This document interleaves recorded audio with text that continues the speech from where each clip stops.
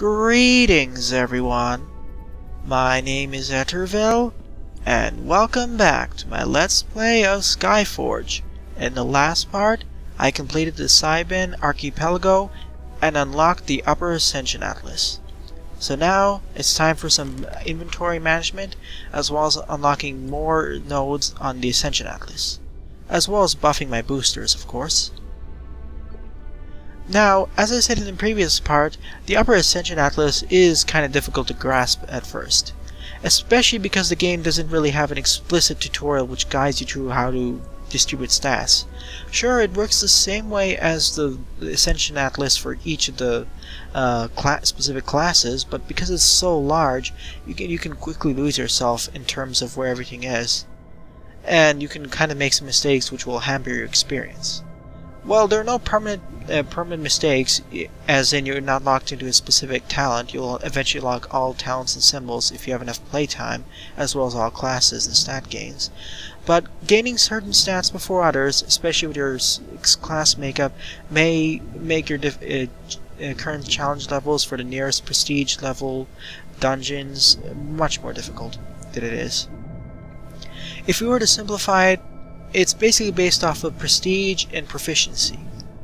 Prestige is the main thing that unlocks the new areas, regions, dungeons, squads, etc., etc.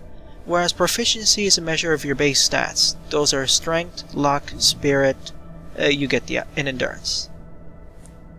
Now, those have a stronger impact of what your stats will do. And each of those is impacted by a secondary stat. Like, accuracy impacts strength, temper impacts, I think it's spirit, but I'll have to correct myself in the annotations. But I'll list all the four base stats are impacted by the secondary stat. Even Valor, which impacts your HP, is also impacted by secondary stat. But the only exception is Might, which is not impacted by a secondary stat. Those improve the effect your base stat has. Like accuracy, not only does it buff your minimum base damage, bringing it closer to what your max damage is, which is determined by your might and strength values, it also increases the effectiveness of your strength. In other words, at base level with 0% accuracy, your strength has equal contribution to your damage totals as does might. But as you increase your accuracy, strength becomes much more important. Like I said before, currently there's a 10-to-1 ratio in terms of prestige for might, and a 5-to-1 ratio in terms of prestige for strength. Though this discrepancy gets more and more apparent if you keep increasing accuracy. And after a while, accuracy becomes much more important, especially for characters focusing on melee attacks, and similar with other secondary stats. So you should initially try avoiding raising might, and focus more on raising things like your proficiency levels, aka your base stats. It'll make your game life a lot easier, and once I unlock the order system in about 5 parts, I'll explain a bit more about that as well. But really, don't prestige boost, take it slowly, and prioritize your proficiency. Otherwise the dungeons will become much harder, and then you have to grind out the lower regions with lower rewards. Not really lower rewards, but you have to grind more, and it makes it less of a smooth experience. Anyway, with this tirade out of the way, it's time to actually visit Kyris for the War Hero quest. Essentially what's happened is the Mantides have captured one of the cities in Semiralis, one of the continents, and it has turned its residents into monsters to increase the size of their army. We need to eliminate the invaders and save the survivors. The Mantides are basically one of the alien races which has invaded Aelion in the past. They were summarily defeated, and they were separated from their leaders back in their own home planet. They don't really have interplanetary communications yet, thankfully, but to do so they still have their enclaves and armies still here, who are still trying to re-establish contact with their own species, as well as take over Aelion. The Mantides are, well, based off their mantis name, they're basically insects, who can take over the citizens of Aelion and mutate them into their own soldiers. We haven't seen it yet, but we'll be seeing it after the first mini-boss of this region. The first enemies we'll be facing here are Winger Fighters, the weak mobs, Winger Troopers, the attack-based mobs, and Winger Assaulters, the support mobs. They're not too much of a problem, but if they swarm you, which they will be doing at higher difficulty settings, they can get quite damaging fast. Though, because of the low health, you can use abilities which hit them multiple times, or AoE abilities for quite a great effect. Especially if you're playing as things like the Cryomancer or using the Paladin's AoE effects. They work very well. Anyways, here's the first mini-boss of this region. The Ferocious Winger Poisoner Death Poisoner, which is exactly what it says on the tin. Basically a giant winger. Now, around the boss region, we have all these dangerous barrels. They'll come into play soon enough. That Poisoner has the same series of attacks Wingers do, but in addition to that, it can emit this area effect poison attack. If you stand on it unshielded, it'll gradually reduce your health total. After the Death Poisoner takes enough damage, it'll retreat to one of those barrels in order to heal itself. If the it'll only do it if any barrel exists at this time. You can destroy it before the battle begins, though it's not recommended. As, if you destroy the barrel while it's healing from it, the barrel will explode, dealing massive damage to the death poison. When I say massive, I mean 3 bars of damage on average. It's pretty crazy, and it rapidly increases the rate that you can destroy it. As demonstrated here, boom, it's dead. It only took about 2 or 3 cycles. Well, almost dead. In the rounds that when my team or myself foolishly destroyed all the dangerous barrels before fighting it, it really slowed down the combat speed. So make sure to take advantage of this, especially at higher difficulty settings where there are so many more enemies swarming you. Or of course that Poisoner does more attack damage and has higher health totals. Following this point, we get to see what I meant by earlier of how these Mantides are taking over and mutating people. With the addition of the Aswang Neophyte, attack-based enemies. Essentially, these wingers have, well, mutated this person, latched onto this person, starting to mutate it into their own soldiers. In this case, a swordsman. As you can see, this poor Kyris resident has been captured, but thankfully he hasn't been mutated so much that we have to kill him. We were able to free him. Unfortunately, this fate isn't really shared by most of the residents of Kyris. Sadly, most of them are mutated and are unrescuable. And yeah, most of the monsters we fought in this game, most of the families, are in fact alien invaders from other planets, seeking to take over this world and capture the civilians, mortals, immortals, whatever, to increase the other mortals from the other planets as powers. So power hunger, basically. And a few other things, of course. But seeing how the monsters are reacting and there doesn't seem to be really diplomatic channels open, yeah, I don't assume they're not hostile to their own. They weren't originally hostile, I mean. Alright, we have Aswang warriors here as well, which are support based.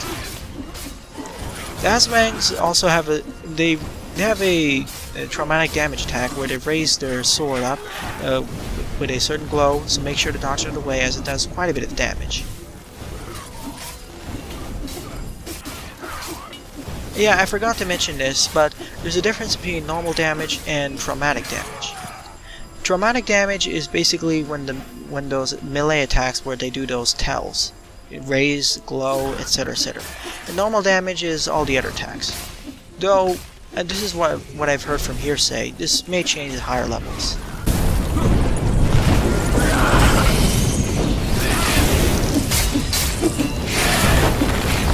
But yeah, we're coming up on to the second mini-boss.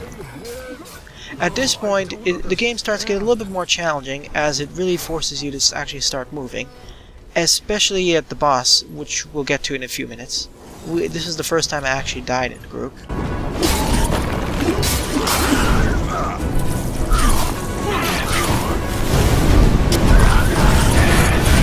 Alright, here's the boss. Alright, here's the boss, the Aswang Commander, Romur. Romur is basically a giant Aswang. He has the same series of attacks as normal Aswangs. He does normal slashes. He can do that power attack where he raises himself. And when he's at half health, he'll go into that invulnerability period where he'll summon all these summoned Aswangs. You can either keep them all alive, or just, as I suggest, just destroy them, and eventually he'll come out of that and you'll be able to move on to the second phase, where he acts basically the same as the first phase, and kill him. Not too much of a problem, but it's a little bit more challenging, especially at higher difficulties, when his power charge attack is much more damaging. I have had some runs where I've seen several of my Cryomancers, or even Paladins, die in one hit because of that. So make sure to dodge it away, or if you're taking it, use the Aegis of Light ability, or your shield. I didn't really mention what the Aegis of Light ability did in the first part, as I was a bit too busy talking about the Upper Ascension Atlas. But essentially, what the Aegis of Light ability does is makes you immortal to, or invulnerable to all sources of damage and control effects for 4 seconds, similar to what my Allods did here. What this means is, though, any high damaging attack which will hit you, normally which would do massive damage, you'll be completely immune to it. And of course, any control effects that would knock you down, send you back, poison you, whatever, any type of effect, you're completely immune. So yeah, 4 seconds of vulnerability, though it does cause some righteous anger to use, unlike the Celestial Shield. This is very useful in terms of some speedrunning or fighting bosses head-on, especially when they do their charge-up attacks. If you enable this just before they do a charge-up attack, which does massive damage, which I wasn't able to demonstrate for the boss of this segment, you won't waste time having to get back to the boss region in order to attack, because usually you would have to run out, wait for the charge attack to go, and then run back in to destroy it, or continue wailing on the boss. But that wastes some time, whereas if you have the Aegis of Light, or a similar ability which causes invulnerability, or very high damage mitigation, you can stay in the region, and it really increases your DPS potential. Or your actual DPS. Thank you. Try to save the others.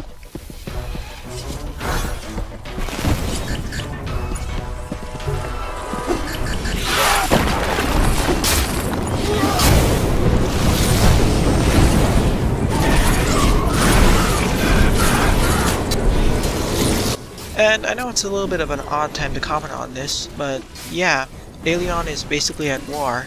As you may have noticed, we've been to quite a few countries, basically. Well, maybe not countries, but continents and different locals, and there seem to be lots of swarms of monsters. I mean, at the beginning, the town of Ironar was completely not really destroyed, but all the residents were slaughtered by all those birds and the Reapers of Death. And even at the second part, that Port Nairi was captured. And over here we all have these Mantides just taking over and possessing people, basically. They're almost like, I don't want to say xenomorphs, as they don't really burst out of their chests, but it seems to be similar. Not to mention we already have those raiders, I already mentioned the Verds, we have those mechanoids. We first met them in Factory 501, where it was an accidental, well, deliberate effort from the Reapers of Death to destroy that factory. But we've seen them in the wild and see how dangerous they are. But simply put, as Ayana will mention earlier, or one of her characters will be mentioning earlier, Alliod is at war against many of the invaders. Most of these monsters are basically invaders from other planets, and it shows. And that's why regions keep respawning all these monsters. I wonder though, just imagine living in this town, Kyris, so peaceful, and boom, all these monsters, Mantides come and start possessing people. Well, we know where they came from.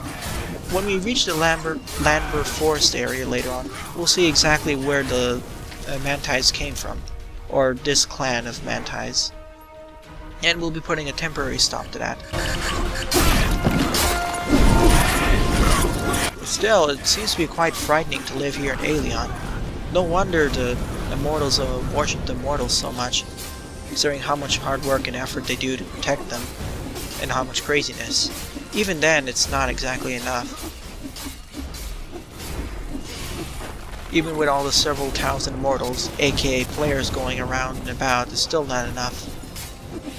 Then again, it justifies a bit of why there's so many players. It still didn't really justify the story, as it kind of focuses. It's kind of like the typical MMORPG, where you are the main hero and others are just there, following the same exact story, but they're not explicitly mentioned. I do like that Flavius did mention at the beginning how there's so many new immortals running about, and nod to all the player base. But even then, I would have preferred something more like PlanetSide 2, where everyone is basically an immortal running around trying to save the world, or not even save the world, just trying to protect it as well as possible, and fighting for their own loved ones or ideals, etc., etc.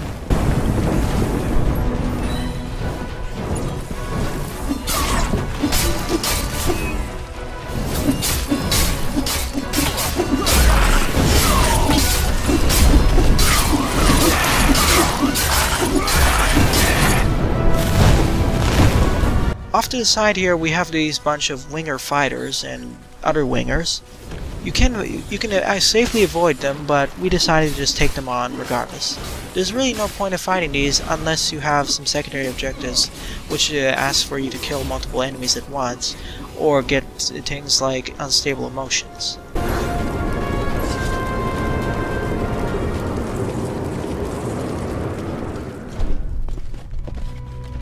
Anyways, it's off to the boss fight, which on the first try we died on because our team didn't really realize the tells and how high damage they did.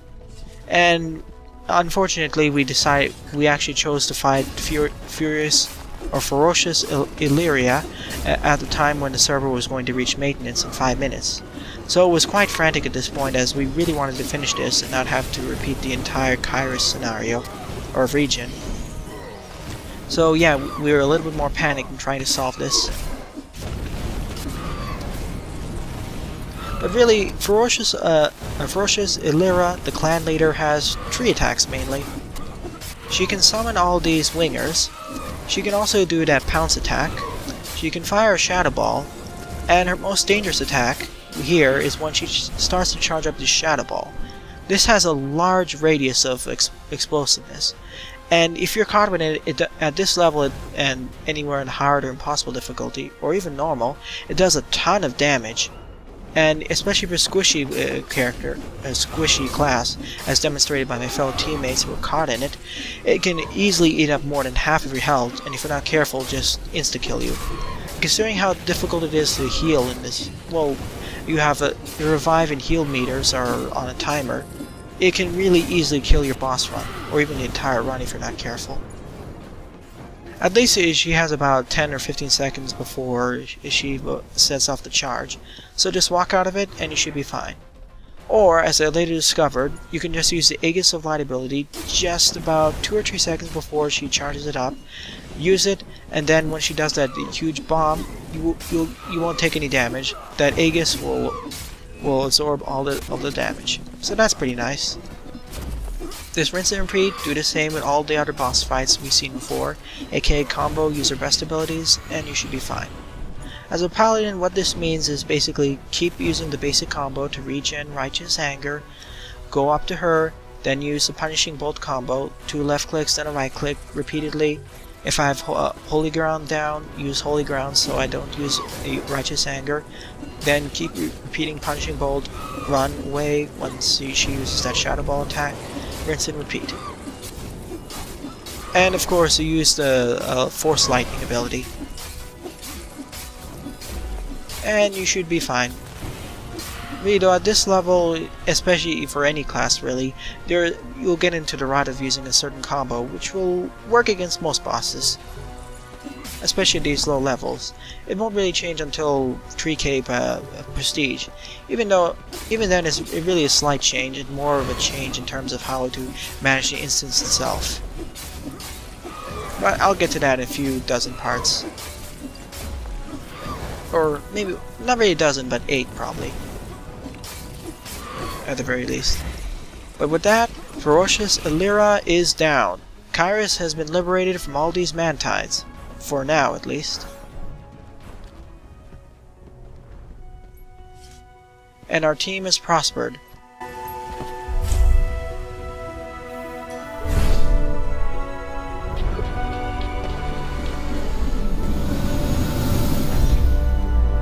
hello. What do you have here? Hold on, that's a tablet from the last century. A genuine rarity.